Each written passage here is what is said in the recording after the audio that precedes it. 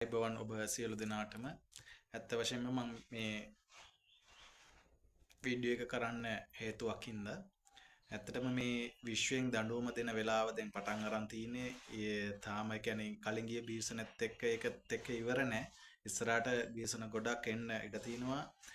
මිනිස්සු 100ට එන්න ඕනේ 100 නැතුව ඔය අතීතය අනාගතය අල්ලගෙන ඔය දුවනවා අපේ තමිල් පැත්තේ මිනිස්සු මේ සියලු දෙනාම මායාවට අහු වෙලා ඉන්නේ උදාහරණයට මේ සබාදාමෙන් දෙන දඬුවම අමතරව මේ දේශපාලන පොලිටිකල් ගේම් එකක් වෙනවා බුද්ධිමත් මිනිස්සු මේක හිතන්න ඕනේ මම පහුගිය වීඩියෝස් වලත් මේක කතා කරලා තිනවා උදාහරණයට පාර්ලිමේන්තුවේ අර්ජුනා කියනවා ප්‍රකාශයක් කරනවා අපේ ආයුධ කැන්ටර් 320 ගාණක් ආවා මේකේ විස්තර කතා කරනකොට ඒ සම්බන්ධව කිසිම දෙයක් නෑ කොහොම වැවිලා ගියා දැන් බලද්දී බියසනයක් වුණා මේ බියසනත් එක්කම ඉවර ඒ කියන්නේ මේ බියසන එන ගමම අනිත් රටවල එන්න කලින් ඉන්දියාවෙන් එනවා නෙවක්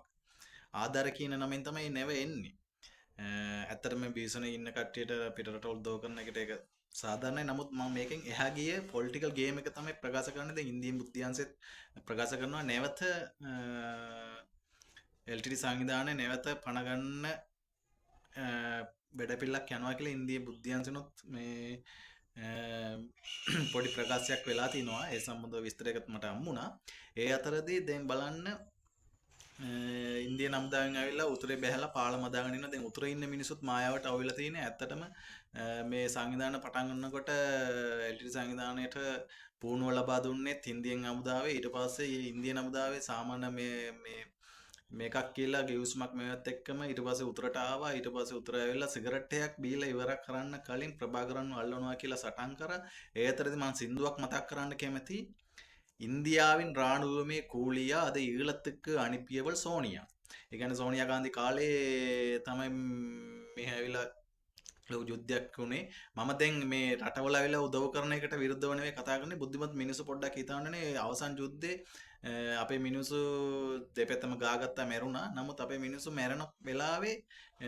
මේ එක රටක්වත් ආව නැහැ උදව්වට දැන් අල්ලපු රට ඉන්දියාවේ දැන් ඇවිල්ලා මේ බිහිසන වෙච්ච වෙලාවේ ඇත්තටම ඇවිල්ලා උදව් කරන එක වටිනවා නමුත් ඒ වෙලාවේ මේගොල්ලන් මෙච්චර මිනිස්සු මැරෙනකොට මේගොල්ලන් කොයිද ගියේ ඒ වෙලාවේ ආවිල්ලා මේ මිනිස්සුන්ගේ ජීවිතේ මේ වගේ බේරන්න ආවා වගේ මිනිස්සුන්ගේ ජීවිතේ බේරන්න තිබ්බානේ ඒ කියන්නේ මේක මේ සබාදයෙන් වෙච්ච මේ විසනත් එක්කම අතුල් වෙනවා. ඒ කියන්නේ ඉන්දියා බුද්ධියන්සෙන් තුතුරට අතුල් වෙලා තිනවා. ඒ වගේම මේ අමුදාවුණත් ඇවිල්ලා තිනවා. ඒගොල්ලන් පාලම අදනවා වගේ තමයි එන්නේ. උදාහරණට දැන් අර්ජුනා පාර්ලිමේන්තුවේ ගිහලා අර්ජුනා ආවිලා ගිහලා අර පාලම අදන ස්ථානයේ ආවිලා ඉන්දියන් අමුදාවත් එක්ක ගිහලා අම්බෙල්ල කතා කරනවා. මේක ඇවිල්ලා පොලිටිකල් ගේම් එකක් වෙන්නේ. මොකද මේ අපේ මිනිස්සු මායාවට අවු වෙලා කියන්නේ. මේ ඒ කියන්නේ මේ ලොකු ගේම් එකක් යන්නේ. බුද්ධිමත් මිනිස්සු මේක හිතන්න පොඩ්ඩක් අවධානය වෙන්න ඕනේ. ඒ අතරදී ඊළඟට එන විසනට අපි මුණ දෙනවා නම්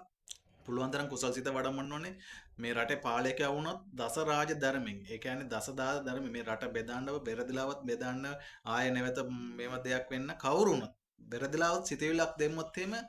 මේ සබාදාම මාතාව බලාගෙන දරාගෙන ඉන්නේ ඒ හින්දා පොඩ්ඩක් ප්‍රැක්ටිකල් මිනිස්සු හිතන්න මම මේ කියපු කරුණු ටික ආයුධාව ඉන්දියන් හමුදාව ආවා පොලිටිකල් ගේම් එකක් යනවා මේ මොකද්ද මේ කතාව කියලා පොඩ්ඩක් බුද්ධිවත් මිනිස්සු හිතන්න කියලා මම ඔබතුමාලාගෙන් ඉල්ලා සිටිනවා නැවත ඊළඟ වීඩියෝ එකෙන් හම්බ වෙනකම් මම යනවා අයබෝ